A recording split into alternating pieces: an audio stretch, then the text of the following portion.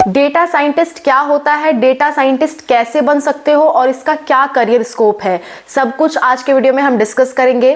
केवल एक तरीका नहीं, बहुत सारे ऐसे तरीके बताऊंगी जिससे आप डेटा साइंटिस्ट बन सकते हो। और 12th के बाद से लेकर के पूरा रोड मैप मैं आपको दूंगी कि कैसे कैसे आपको क्या क्या करना है जिससे आप डेटा साइंटिस्ट बन सकते हो एंड लाखों रुपए महीने तक कमा सकते हो डेटा साइंटिस्ट में। ठीक है, इवन करोड़ तक भी जा सकती है आपकी सैलरी अगर आप अब्रॉड में यानी कि फॉरेन में काम करते हो। और इसमें फॉरेन में, अब्रॉड में बहुत करियर स्कोप है। सब कुछ आज के वीडियो में हम डिस्कस करने वाले हैं डेटा साइंटिस्ट के बारे में। Let's go.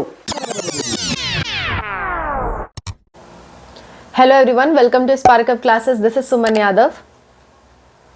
Data scientist, data science present time में एक one of the trending course है। अगर आप एआई से रिलेटेड कोर्सेज की गिनती करोगे तो उसमें डेटा साइंस एक कोर्स जरूर आ जाएगा। अगर आपको एआई से रिलेटेड और भी कोर्सेज के बारे में जानना है तो आप कमेंट कर देना एआई कोर्सेज। एआई मतलब आर्टिफिशियल इंटेलिजेंस। आर्टिफिशियल इंटेलिजेंस के आने की वजह से बहुत सारे कोर्सेज इंक्रीज हो रहे हैं धीरे धीरे, और आने वाले समय में भी इंक्रीज होते रहेंगे और इससे रिलेटेड अपॉर्चुनिटीज भी बहुत ज्यादा बढ़ रही हैं। एआई क्या होता है आपको नहीं जानकारी है तो आप देख सकते हो, मैंने इस पे वीडियो बना दिया है। और एआई से जुड़े सारे कोर्सेज के बारे में जानना चाहते हो तो कमेंट कर देना एआई कोर्सेज। फिलहाल जो हम डेटा साइंटिस्ट के बारे में बात कर रहे हैं ये भी एआई से जुड़ा ही एक कोर्स है, आर्टिफिशियल इंटेलिजेंस से जुड़ा ही एक कोर्स है और बहुत ट्रेंडिंग में आने वाला कोर्स है। ये कोर्स बहुत पुराना नहीं है, बहुत नया कोर्स है और आने वाले समय में इसकी काफी डिमांड होने वाली है। इस कोर्स में क्या करते हैं थोड़ा सा मैं आपको समझा देती हूँ। देखो, इस कोर्स को बायो और मैथ्स दोनों के स्टूडेंट कर सकते हैं। दोनों के लिए तरीका अलग अलग होगा, वो भी मैं समझाऊंगी, सो आप चिंता मत करो। फिलहाल हम समझते हैं डेटा साइंटिस्ट का काम क्या होता है। जैसे कि मैंने कल की वीडियो में यानी कि आईएसआई वाली वीडियो में भी आपको समझाया था, वैसे सेम टू सेम मैं आपको इसमें भी समझाने का प्रयास करती हूँ। देखो, जैसे मान लो कोई कंपनी को इस्टेब्लिश करने जा रहा है तो उस कंपनी को इस्टेब्लिश करने में, किसी भी कंपनी को इस्टेब्लिश करने में लाखों करोड़ों रुपए लग जाते हैं। तो कोई भी अगर इन्वेस्टमेंट कर रहा है तो उसके पीछे उसका प्रॉफिट और उसका लॉस दोनों ही उनको स्टडी करना पड़ता है कि कितना आने वाले कल में हमें प्रॉफिट हो सकता है और कितने दिन बाद हमने जो लागत लगाई है वो हमें मिल जाएगी और हमें प्रॉफिट मिलना शुरू हो जाएगा। सो ये सब कैलकुलेशंस करने के लिए, डेटा कैलकुलेट करने के लिए हमें डेटा साइंटिस्ट की जरूरत पड़ती है। कोई भी कंपनी है उसको हम लोग मान लो रेटिंग देते हैं। आजकल कोई भी ऐप है, कोई भी आप प्ले स्टोर ओपन करोगे, हर एक ऐप की कोई ना कोई रेटिंग होती है। उस रेटिंग के अनुसार डिसाइड होता है कि वो ऐप आने वाले कल में और प्रेजेंट टाइम में कितना ग्रो कर रहा है, कितना ग्रो कर सकता है। आप इंस्टाग्राम खोल के देख रहे हो, आप कोई एक पर्टिकुलर टाइप की रील देखते हो, जैसे डांसिंग वीडियोस देखते हो, तो आपके सामने डांसिंग वीडियो ही बार बार आते रहते हैं। ये एआई का काम है और इसके पीछे डेटा साइंटिस्ट काम कर रहे हैं। सो ये सबसे जुड़ा ये कोर्स है एंड इसमें ज्यादातर आपको प्रोग्रामिंग सिखाई जाती है। पाइथन लैंग्वेज मेनली इस पे फोकस रहता है, पाइथन लैंग्वेज प्रोग्रामिंग का। ये सब चीजें इसमें सिखाई जाती है। कंप्यूटर से रिलेटेड चीजें, एमएस एक्सेल और जितने भी विजुअलाइजेशन है वो सब आपको सिखाए जाते हैं जिससे आप में परफेक्शन गेन कर सको और आपको जॉब मिल सके। जॉब कहाँ कहाँ मिलती है मैं आपको बता देती हूँ। जितनी भी टेक कंपनीज हैं उसमें आपको जॉब मिल सकती है, कंसल्टिंग की कंपनी में आपको जॉब मिल सकती है, मार्केट रिसर्च कंपनीज में आपको जॉब मिल सकती है, एनर्जी सेक्टर में, बैंकिंग सेक्टर में, फाइनेंस सेक्टर में, स्टॉक मार्केटिंग सेक्टर्स में। ये सब जगह डेटा का रोल होता है। डेटा कहने का मतलब कोई भी इंफॉर्मेशन।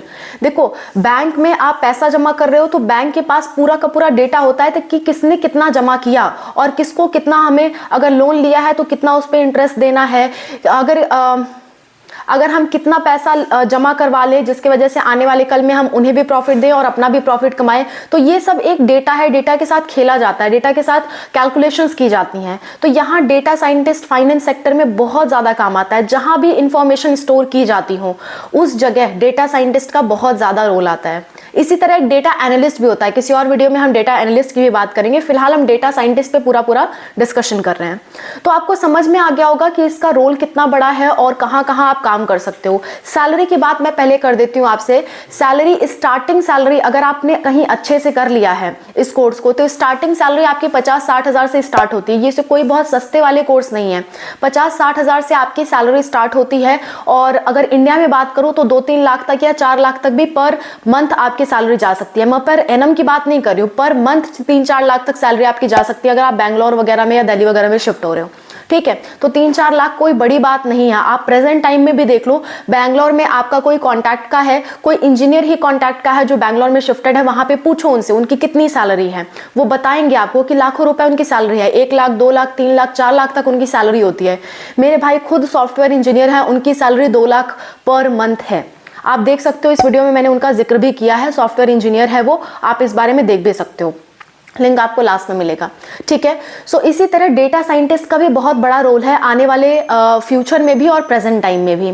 सो जितनी भी टेक कंपनीज हैं उनमें आपको अच्छी खासी सैलरी मिल सकती है। और अगर आप फॉरेन में जाते हो, अब्रॉड में जाते हो, यूएस यूके वगैरह में जाते हो, तो वहां पे सैलरी एग्जैक्टली डबल भी आप एज्यूम कर सकते हो, यानी कि आप 1 करोड़ पर एनम तक एज्यूम कर सकते हो। इतनी तक भी आपको सैलरी मिल सकती है with few years of experience. आप 2-3 साल, 4 साल या 5 साल का एक्सपीरियंस गेन कर लो, गारंटी है अगर आपने सही से काम किया है, आपका वर्क सही रहा है, तो आपके करोड़ ऑफ सैलरी तक पहुंच जाएगी अगर आप अब्रॉड में काम कर रहे हो।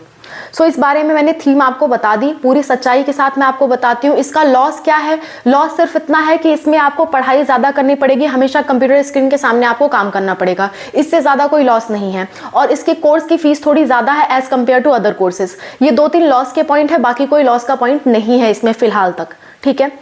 मैं आपको प्रॉफिट लॉस दोनों बताती रहती हूँ साथ साथ में। मेरा किसी भी कोर्स को प्रमोट करने का कोई मतलब नहीं है, मैं सिर्फ आपको वो चीजें बताती हूँ जो मेरी जानकारी में है, मैं आपको एज इट इज बता देती हूँ। आपको पसंद आए तो वो कोर्स आप कर सकते हो, आपको नहीं पसंद आए तो आप आगे मूव ऑन कर सकते हो।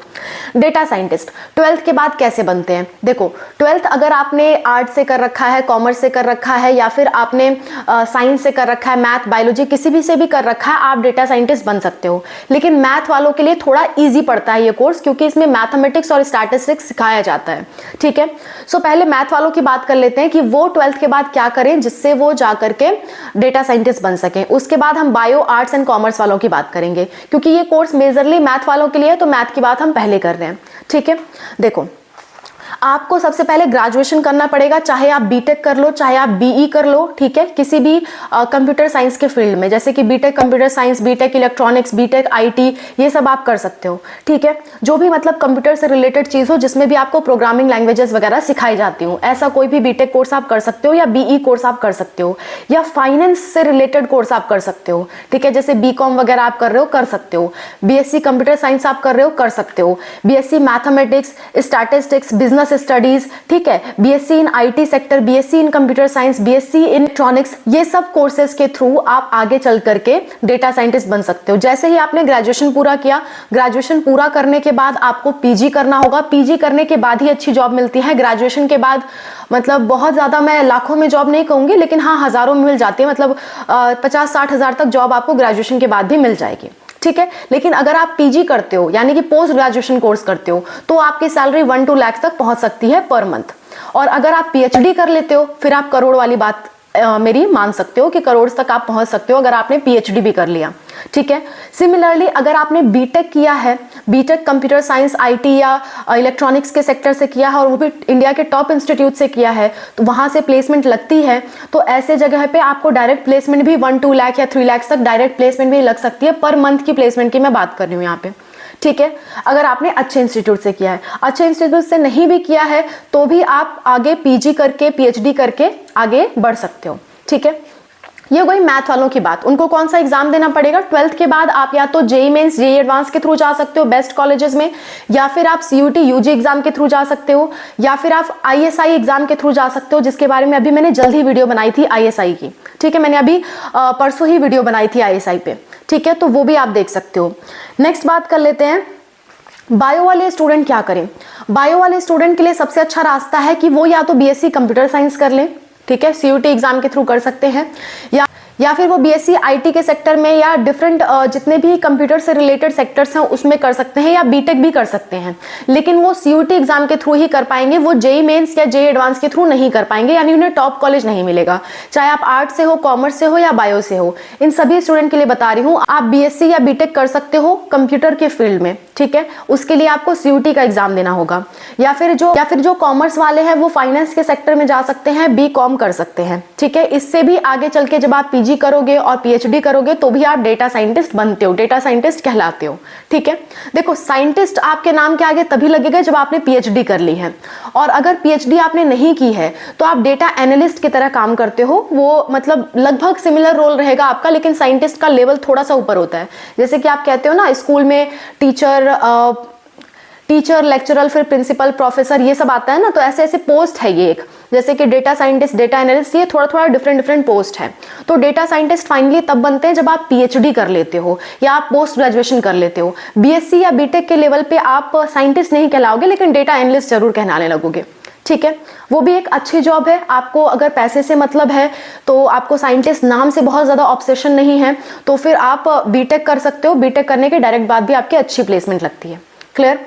नेक्स्ट आपके पास तरीका, एक सबसे अच्छा तरीका है, वो क्या है कि अगर मान लो आपने ग्रेजुएशन कर लिया, आपको पहले से कुछ मालूम नहीं था और आपने ग्रेजुएशन कर लिया, ग्रेजुएशन मैथ, फिजिक्स या स्टैटिस्टिक्स, कोई भी मतलब कंप्यूटर के फील्ड में या मैथमेटिक्स के फील्ड में आपने ग्रेजुएशन किया है, तो उसके बाद आप आईआईटी जैम का एग्जाम दे सकते हो, जिसके थ्रू आपका आईआईटी में एडमिशन होगा, या फिर आप गेट का एग्जाम दे सकते हो। गेट के थ्रू भी आपका आईआईटी, एनआईटी में एडमिशन होता है, ठीक है। वहां से फिर आपका करियर अपॉर्चुनिटीज बढ़ जाती है और वहां से आपका ब्राइट करियर होता है, ठीक है। जब भी आप किसी अच्छे इंस्टीट्यूट से पढ़ते हो तो आपको पता होता है आगे चल के क्या क्या अपॉर्चुनिटी होने वाली है। तो ये एक बहुत बड़ा फायदा होता है अगर आप किसी प्रेस्टिजियस इंस्टीट्यूट से पढ़ रहे हो। लेकिन अगर आप किसी प्राइवेट कॉलेज से भी पढ़ रहे हो तो ऐसा नहीं है कि वहां से आपको अपॉर्चुनिटी नहीं मिलेगी, लेकिन उसके लिए कुछ कंडीशन है। क्या? पहली बात तो ये ध्यान देना कि आप जिस प्राइवेट कॉलेज से या जिस भी गवर्नमेंट कॉलेज से पढ़ रहे हो वहां पे पढ़ाई अच्छी होनी चाहिए, वहां पे आपको चीजें सिखाई जानी चाहिए। दूसरा बात, आप लैंग्वेज, प्रोग्रामिंग वगैरह अच्छे से सीखो अपने कोर्स के दौरान। ऐसा नहीं है कि सिर्फ डिग्री लेने के लिए पढ़ रहे हो। ये कोर्सेज ऐसे नहीं है जैसे कि आप सिर्फ डिग्री ले लो और फिर आप कुछ कर ले जाओगे, नहीं। इन कोर्सेज में आपको पढ़ाई करनी पड़ेगी, चीजें सीखना पड़ेगा, स्किल्स सीखनी पड़ेंगी, ठीक है। ये सिर्फ आपको डिग्री लेने से आपको जॉब नहीं मिलेगी, ठीक। नेक्स्ट बात कर लेते हैं, तीसरी बात, वहां से इंटर्नशिप होनी चाहिए। इंटर्नशिप ही आपको एक्चुअल मतलब सिखाती है, अपने काम को अप्लाई करने का तरीका सिखाती है। तो ऐसे कॉलेजेस में आप एडमिशन लो जहां पे इंटर्नशिप होती है। बात समझ में आ गई?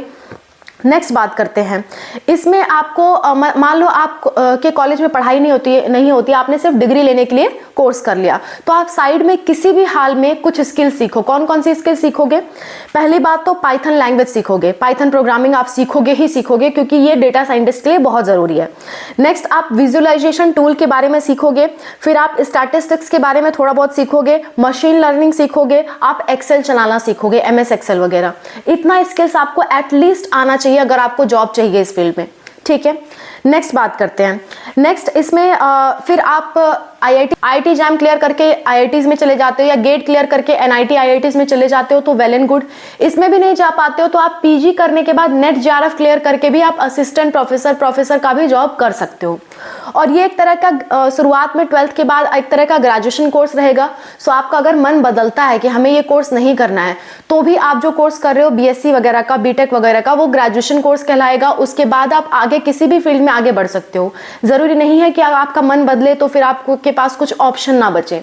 डेटा साइंटिस्ट के लाइन में जा रहे हो, BSc कर रहे हो या BTech कर रहे हो तो उसके आगे और भी बहुत सारी अपॉर्चुनिटीज हैं। जो आपको पसंद आए आप वो कर सकते हो, ठीक है। मैंने सारा कुछ इस बारे में बता दिया, सैलरी के बारे में बता दिया, सब कुछ बता दिया। बेस्ट कॉलेज बता देती हूँ और उनकी फीस बता देती हूँ।